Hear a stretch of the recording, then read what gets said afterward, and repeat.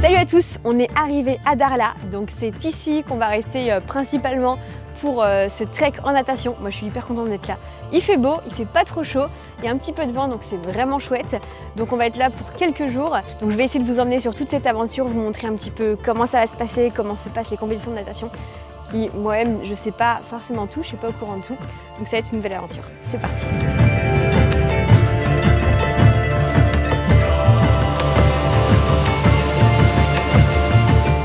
C'est parti, premier entraînement.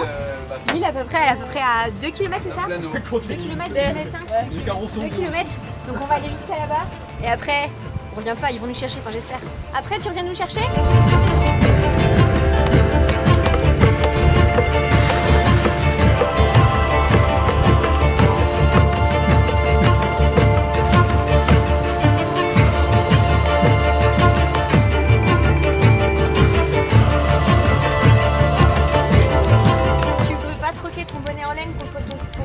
Non, je te le laisse. Bon, vous savez qu'il est en train de filmer, mais derrière il a son petit bonnet, sa petite polaire là. Pour les vieux, ça. Là, je suis bien là.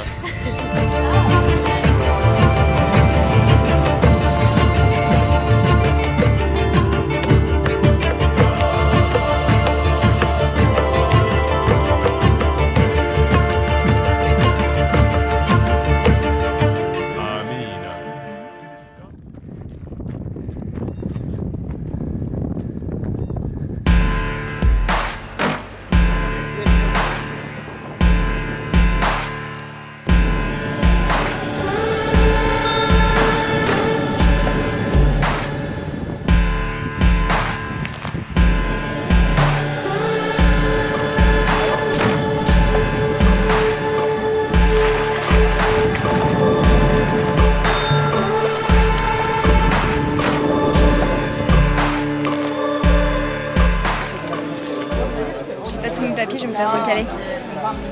T'as pas tous tes papiers? Non. Pour de vrai? Ouais. Tu vas pas nager. Allez hop.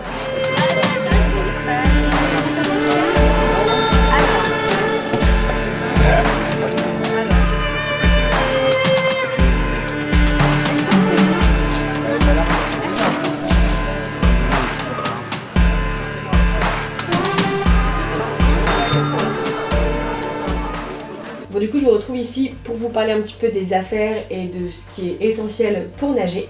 Donc, principalement la combinaison. Donc, soit la combinaison néoprène, soit la combinaison de tissu. C'est ça en fait. C'est comme un maillot de bain, c'est en fait comme une seconde peau. Ou la combinaison néoprène. Bon, ça, je pense que vous savez tous que c'est une combinaison. Je savais pas encore avec quoi nager, mais là, du coup, je pense que je vais nager avec la néoprène pour commencer parce que j'ai vraiment peur d'avoir froid et il fait vraiment pas très chaud. Et surtout, il y a pas mal de vent. Après, forcément, le bonnet.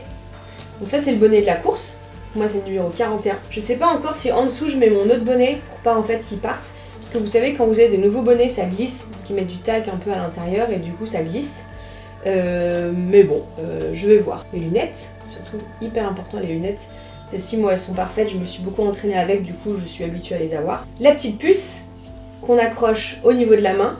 Alors, c'est assez tactique parce que si vous voulez faire un finish, si vous battez un petit peu pour savoir qui a fini en premier avec quelqu'un qui va être à côté de vous, si vous la mettez à droite et que vous tapez la plaque à gauche, ça marche pas. Il faut taper la plaque de la main où vous avez votre puce. Moi, je pense que je vais la mettre à droite. Un peu de crème solaire, ça c'est important pour le visage. Et surtout, la bouée sécurité. Ça, en fait, du coup, c'est une bouée que vous gonflez. Et du coup, ça permet de pouvoir vous voir quand vous nagez. Et que si vous vous perdez, au moins, on arrive à vous retrouver. Voilà, principalement les affaires qu'il faut. Les ravitaillements, ça va être petit à petit sur le long du parcours. C'est l'organisation qui s'en occupe. Je crois que je vous ai tout dit. Voilà, et bien sûr, j'ai mes petits numéros aussi.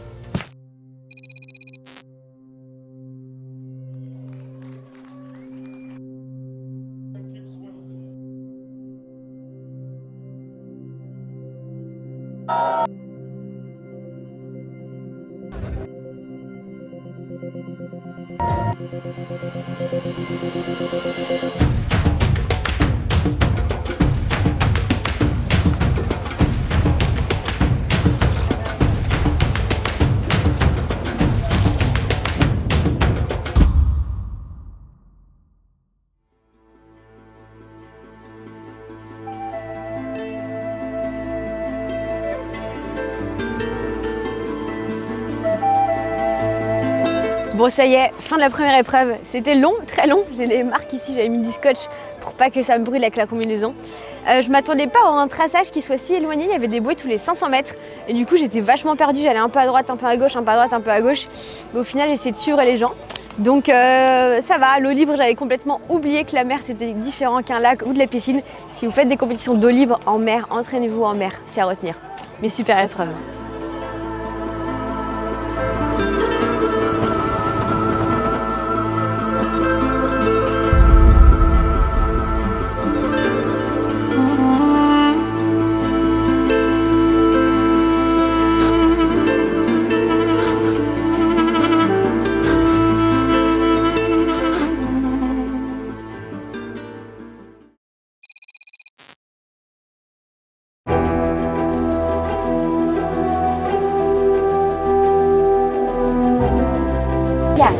Non, je cours après.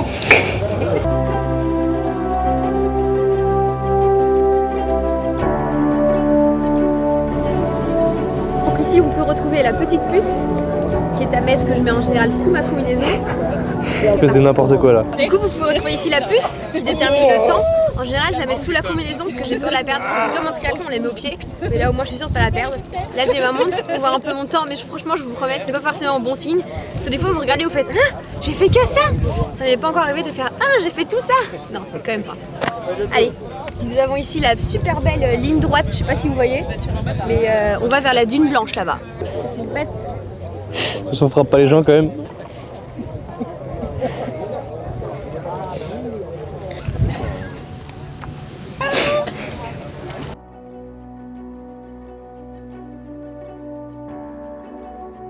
Du coup on est parti pour la deuxième étape, c'est un 8,5 km à peu près, s'il n'y a pas de petit détour et si je nage droit.